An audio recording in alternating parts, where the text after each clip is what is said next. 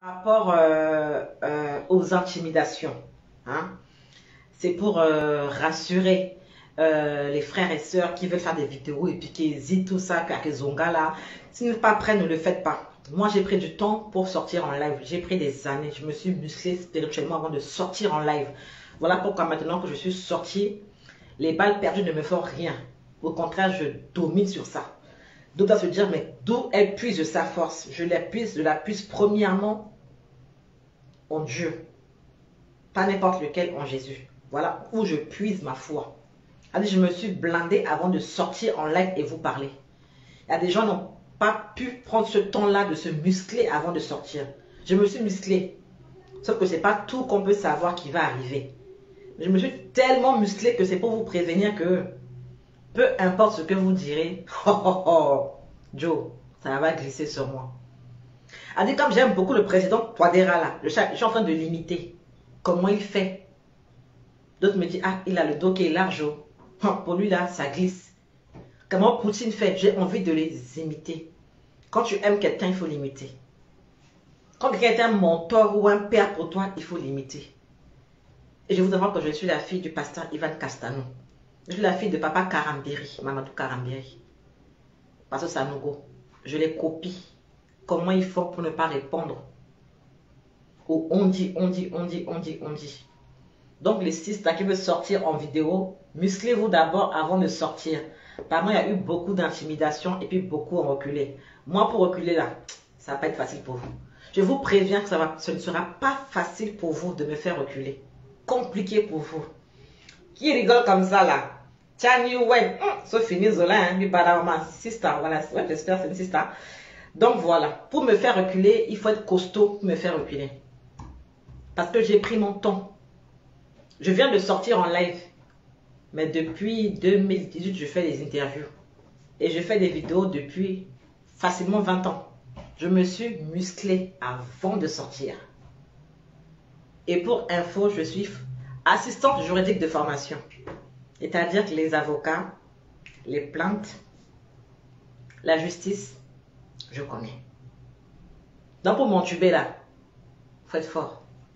C'est tout. Sur ce, notre dernier live de cet été, nous allons parler des droits de l'homme. Ah, j'aime ça.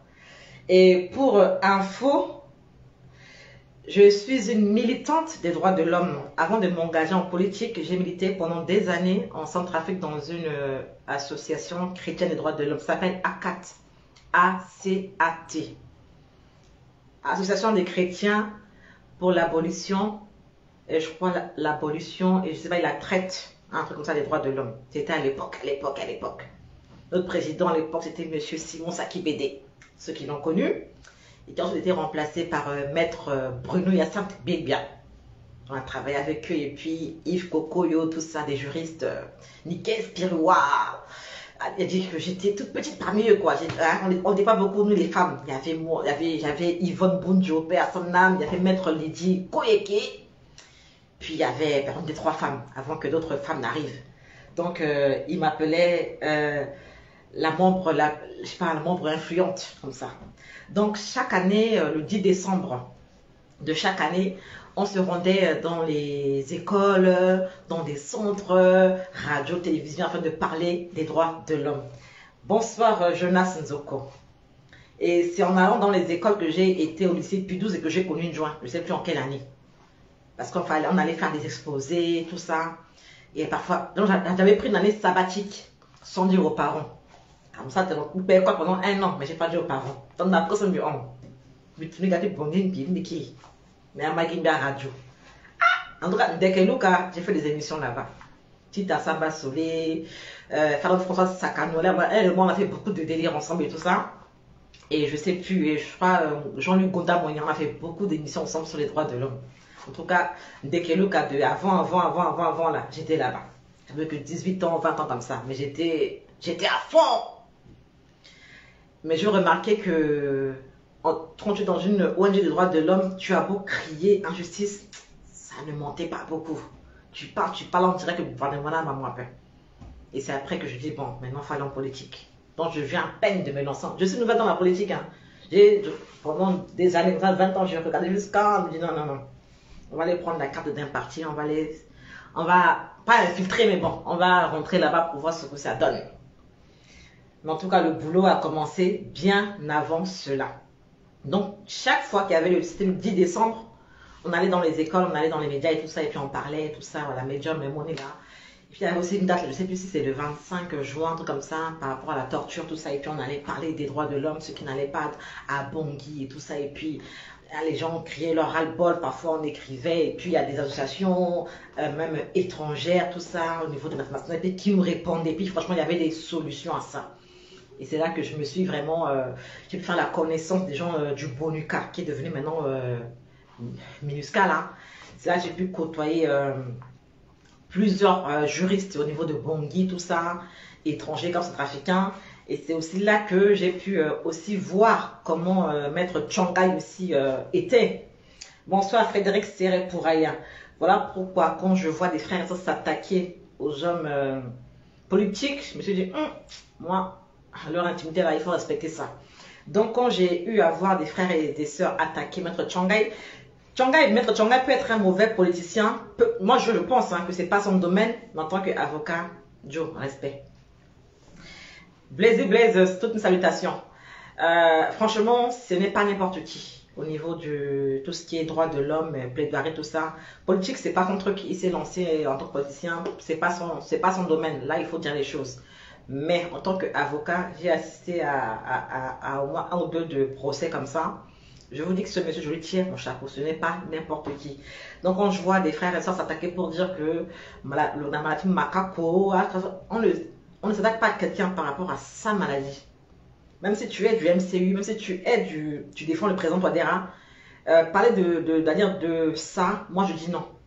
Et j'ai écouté beaucoup de frères et sœurs insulter Maître Tchongaï par rapport à ça. C'est pas une faiblesse, hein. Zokwa est malade. Donc dire que la maladie macaco, moi je n'apprécie pas ça. Donc moi je vous dis non. Côté droitier Enzo, ce n'est pas n'importe qui. Donc il faut savoir respecter les gens. Et c'est aussi bien beau de dire que de toute façon, Amengelo a un bon gars peur, toi Amengelo a qu'un étranger, voilà pourquoi il est là et puis il fout la merde à Bangui. C'est faux, hein. Parfois on parle, mais je vous dis que même beaucoup d'opposants ont leurs enfants à Bangui.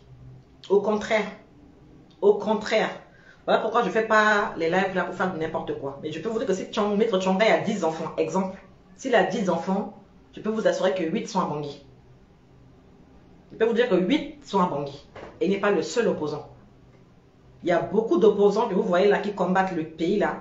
La plupart de leurs gamins sont à Bangui.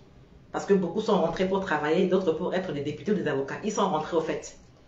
Ils sont rentrés. Après, ce n'est que, voilà. Je fais, oui, Michaela, j'ai du vécu. J'ai au moins 20 ans. J'ai au moins 20 ans d'actifs en matière de droits de l'homme. Au moins 20 ans. Ouais, j'ai au moins 20 ans dans ce secteur-là. Mais comme c'est pas tout, on dit. Et puis on est là, on vous regarde. Quand les gens parlent, ils injurient là, les si tu savais, ton père là, c'est moi qui le côtoyais, ta tante là, ta mère là, ton grand frère là, c'était mon poteau. C'est ce que ce ton doit montrer, non. Donc voilà. Donc nous parlons des droits de l'homme aujourd'hui et tout ça. J'ai mis là-bas un article sur les droits de l'homme et tout ça. Et puis j'ai fait des petites recherches là par rapport à la Déclaration universelle des droits de l'homme. On disait DUDH. DUDH. Déclaration universelle des droits de l'homme. Donc également et du citoyen. Donc on va parler de la liberté, on va parler de la démocratie, à l'européenne, à la centrafricaine et tout ça. On nous dit c'est quoi la démocratie? On dit la démocratie est le gouvernement du peuple, par le peuple et même pour le peuple. Apparemment c'est Lincoln qui l'a dit, donc je crois que c'est Abraham Lincoln dont on veut parler. En anglais on disait à l'école, democracy is government of people by people for people. Je disais wow, it's beautiful.